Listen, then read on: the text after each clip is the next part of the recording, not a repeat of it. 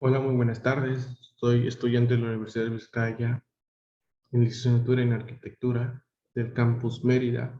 Soy Edgar Pisté. Les presentaré un análisis del puente Rafael Urdaneta, ubicado sobre el canal natural que une el lago de Maracaibo con la bahía de Tablazo en el estado de Zulia, en Venezuela.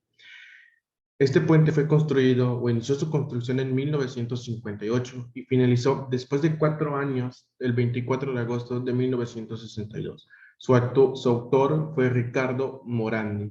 Utilizó materiales propios de la zona, con una calidad que conlleva un pobre mantenimiento. Por ello, el proyecto consistiría en una estructura de concreto con una extensión de 8.720 metros cuadrados, largo por 740 metros de ancho, con 4 canales de 720, con unas islas centrales de 120 metros, con aceras de 90 metros cada una.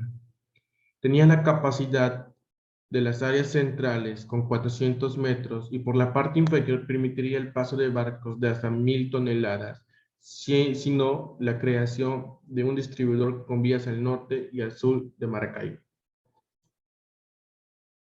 El puente Rafael Urdaneta fue inaugurado por el presidente Rómulo Betancourt el 24 de agosto de 1962, después de 4 años de construcción.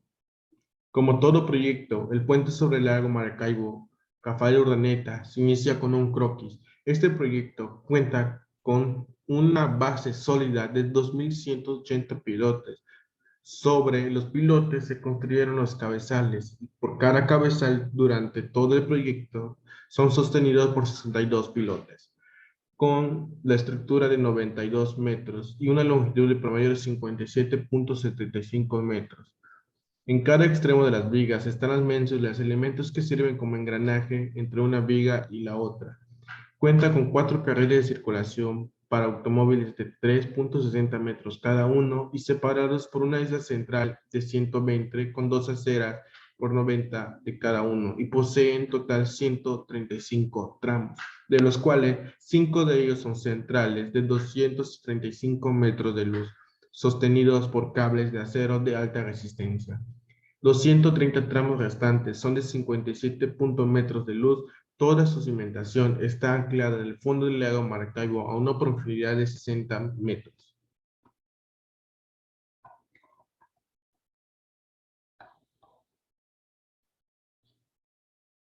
Como ya les había mencionado, el diseñador fue Ricardo Morandi. El puente Rafael Urdaneta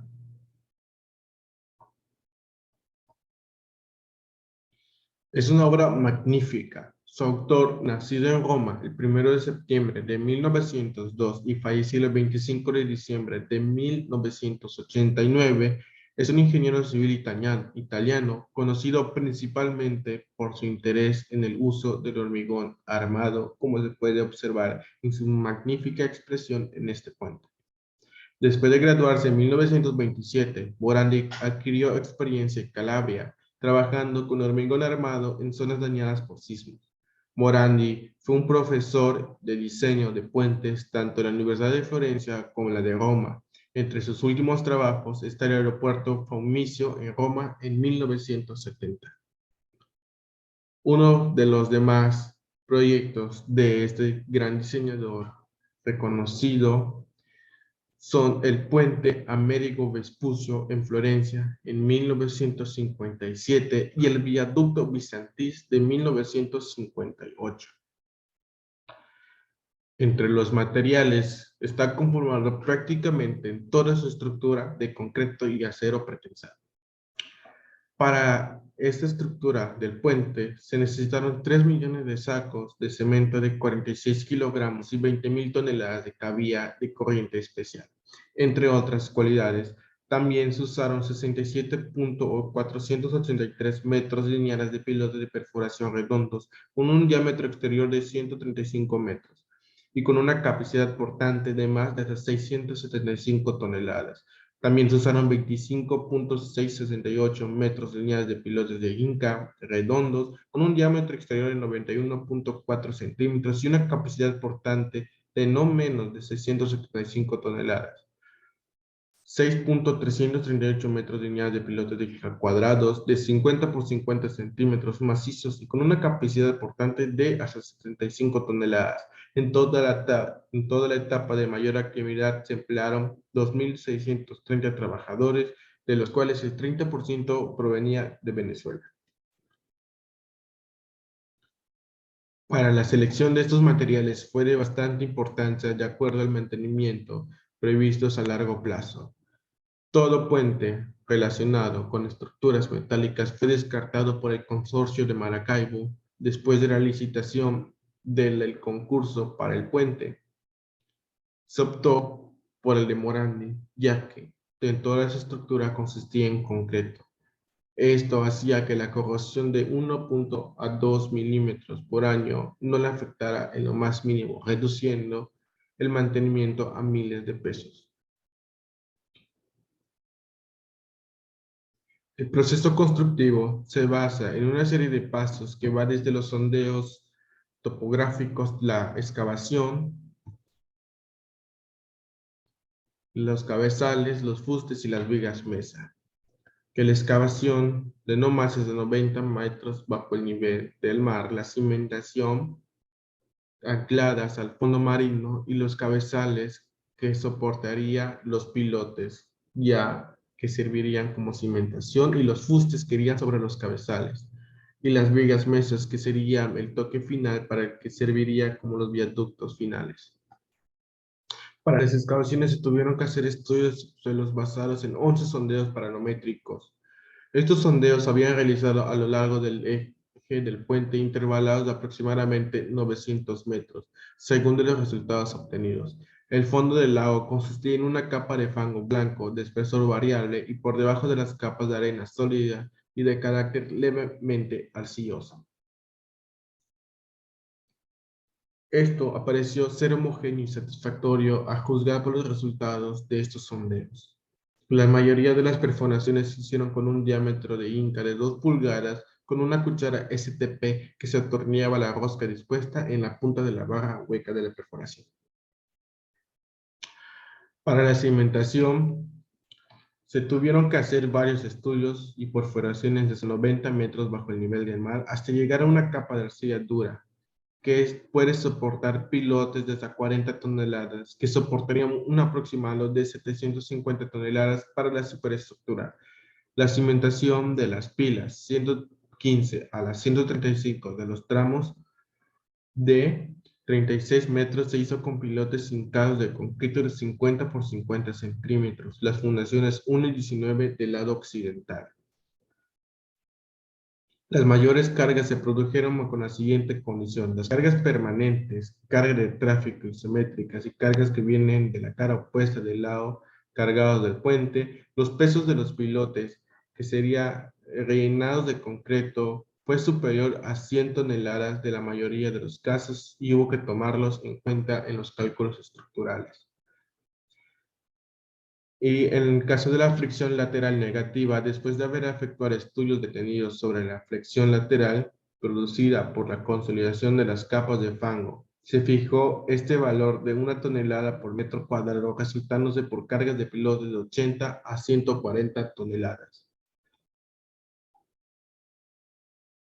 Para la creación de estos pilotes, se usaron estructuras, una interior y una exterior, para la mayor conformidad y unión de las partes que comprendían el pilote en general. Los cabezales, cada una de las filas centrales reposaba sobre 62 pilotes de perforación empotrados en un cabezal de fundación muy rígido. Un cabezal contiene 5.100 metros cúbicos de concreto de calidad B300 y 400 toneladas de acero. Las camisas de fundación de estas pilas también fueron prefabricadas en tierra de concreto armado. En cada pila se utilizaron 20 camisas aproximadamente de 50 a 60 toneladas cada una. Las cabezales de los pilotes no fueron cortados a nivel, sino que a diferencia de la altura de estos se compensó con los suspensores de diferentes largos fijados en las camisas de fundación. En el caso de los fustes, la construcción de los fustes se utilizaron 4 encofrados de acero de sistemas Lucher, uno para la parte inferior de los fustes, otro para la parte superior y dos para los arroyos longitudinales y transversales respectivamente. También se utilizaron vigas guías que servían para fijar las formaletas al mismo tiempo que conformaban el cofrado frontal, asegurando la posición correcta de la estructura. Las camisas, para no tener que sembrar la construcción en todas las alturas, se colocaron vigas de acero, incluyendo encofrados y herraduras sobre los fustes ya terminados. Durante la construcción de las cargas provenientes de la superestructura, fueron transmitidas a los elementos anclados de las pilas, estando todavía libres, por lo que se hubo que atirantar los cables a una altura de los apoyos de las quimeras. Los tensores aflojaron y desmontaron mal bajar el andamio, los resultantes de la reacción de la superestructura y las cargas de tirante debían considerarse lo más posible con el eje de los fustes inclinados. Tenemos unas imágenes de los cabezales, el encofrado que se usó, el sistema que se usó para colocarlos, que eran islas flotantes con grúas atornilladas a la estructura. La creación de los fustes, podemos ver que se usaban tramos de 4 metros colados uno tras otro hasta llegar a la sección 20, que se conformaba con esas 20 estructuras de 4 metros cada una. También se pueden observar los diferentes encofrados que se usaron en las distintas secciones de los puentes del fuste. Y por último, las camisas. Estas camisas se utilizaron encofrados con pesos laterales para su rigidez. También se usaron islas flotantes como apoyos en las partes laterales de los puentes, como se puede observar en la imagen superior de la derecha, perdón, inferior de la derecha, la colocación de los gatos hidráulicos en las islas flotantes para luego colar la camisa. También no hay que dejar de lado las armaduras que cubrían y sostenían los cables de alta resistencia. Estos cables son cubiertos con un tapón de madera y goma, aislándola del agua y otros agentes nocivos y manteniendo las guayas en una posición estática. Cuando alguno de estos tapones se mueve de su lugar, el agua comienza a penetrar la armadura provocando el roce de la guaya por los movimientos por efecto de tensión. Para que la estructura pueda fallar, es necesario que al mismo tiempo fallen 12 guayas. Esto llevaría a cabo una destrucción total de esa parte o sección del puente. El comportamiento estructural funciona como una misma estructura, siendo esta rígida pero a la vez dándose movimiento. Las dos áreas centrales que sostienen la parte atirantada les dan ese ligero movimiento para contrarrestar los movimientos ocasionales por el viento y los automóviles.